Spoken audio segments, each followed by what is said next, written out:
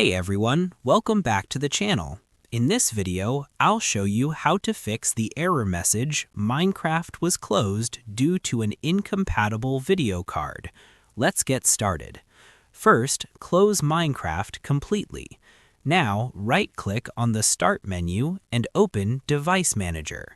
Expand Display Adapters and check your graphics card. Next, update your graphics driver. You can do this by right-clicking on your graphics card and selecting Update Driver, or by downloading the latest driver directly from the official NVIDIA, AMD, or Intel website. If you're using a laptop, open your graphics control panel and make sure Minecraft is set to run using the dedicated graphics card instead of integrated graphics. Now, open the Minecraft launcher and make sure you're using the latest game version. Finally, restart your PC and launch Minecraft again.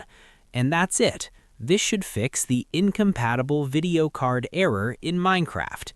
If this video helped you, don't forget to like, share, and subscribe for more quick fixes. Thanks for watching.